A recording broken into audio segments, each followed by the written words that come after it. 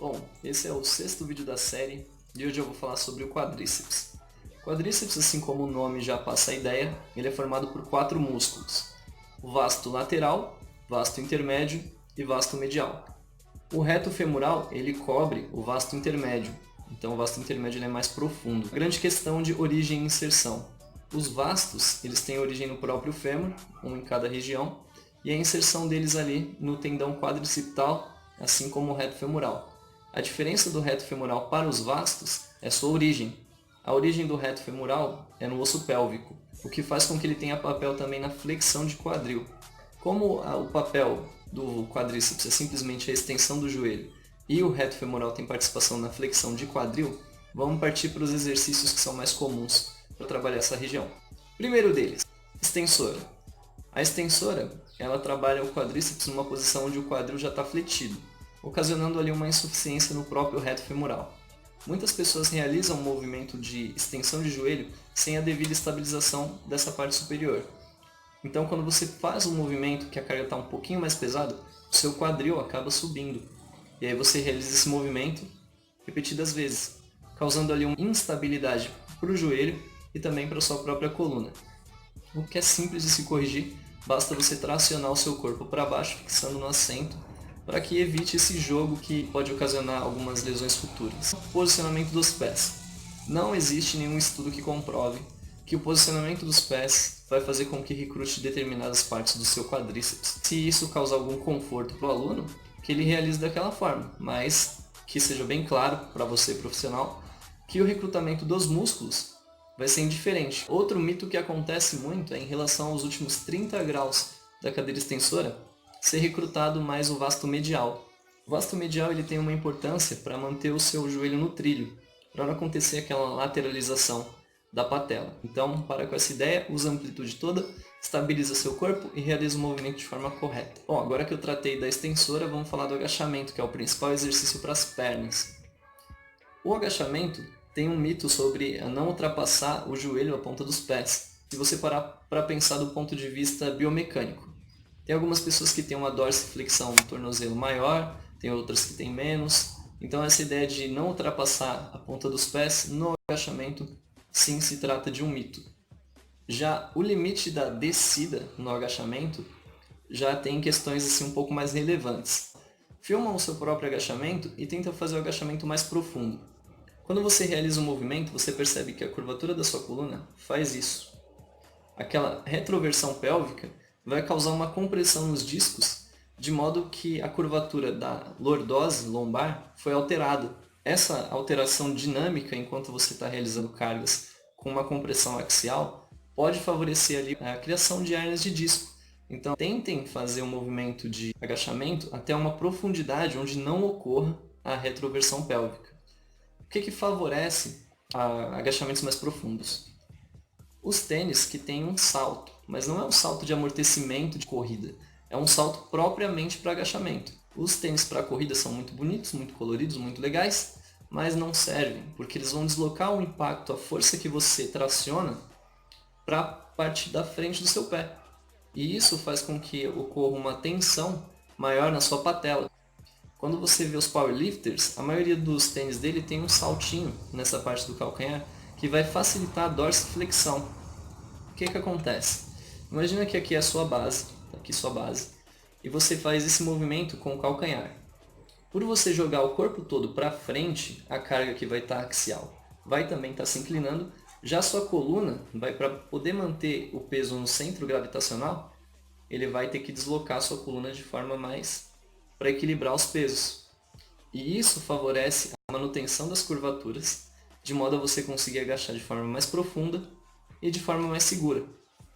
O melhor tênis para você realizar treino de perna é o All Star, ou o Everlast, qualquer um que você consiga sentir o dedão, o dedinho e o calcanhar fixos como uma base estável no seu agachamento. Quando você faz a abertura um pouco maior, você trabalha mais as partes mediais do quadríceps e o sartório.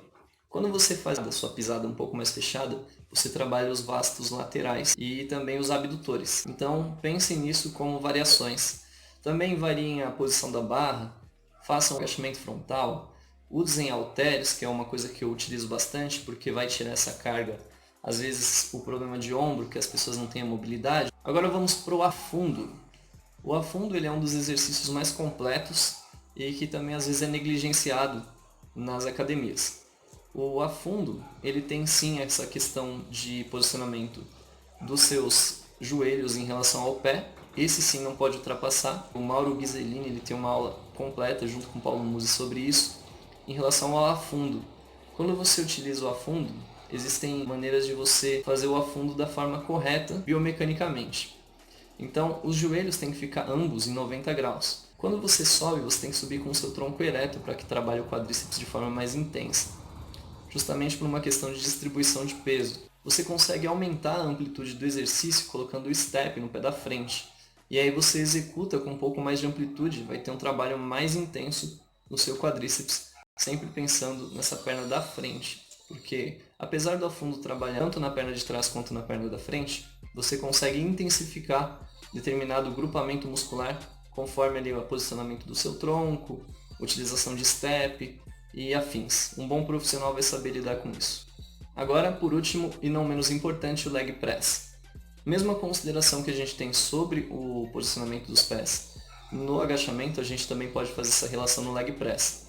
O que mudou foi o posicionamento do seu corpo, fazendo o movimento de empurrar a plataforma. Você tem que pensar no posicionamento também na altura dos seus pés.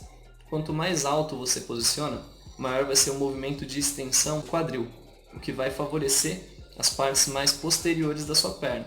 Então se você quer trabalhar o quadríceps, que é o foco desse vídeo, coloque as pernas numa posição ali um pouco mais abaixo.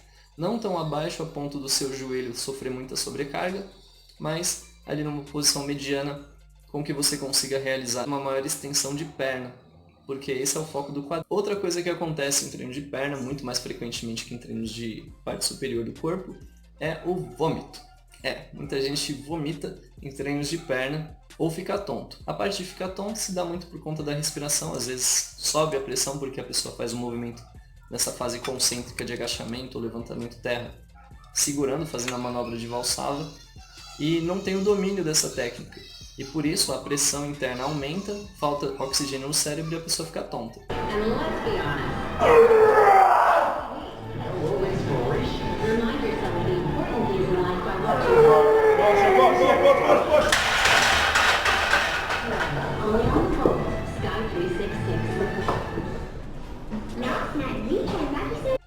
A questão de vomitar é por conta da alimentação. Ou você faz um esforço além do seu limite físico, ou muito mais provável que você tenha se alimentado e ali o fluxo sanguíneo está brigando para duas coisas acontecerem. Um é a digestão, o outro é a irrigação sanguínea do músculo que você está trabalhando. E como o quadríceps ou a coxa como um todo é um músculo grande, a irrigação sanguínea demanda muito mais energia, muito mais potência e muito mais fluxo.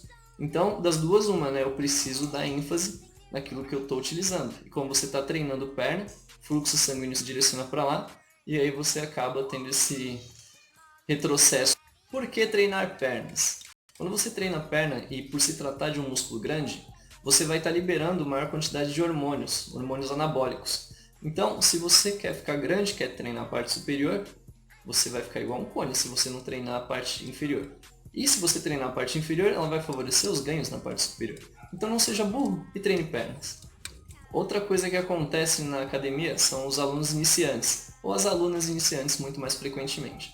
Elas querem treinar com muito mais frequência a perna e acabam deixando de lado a parte superior porque dizem que vão ficar grandes. Vocês não vão ficar grandes, A gente tenta, o homem tenta ficar grande e não consegue, agora você treinando 2 vezes na semana vai ficar monstro.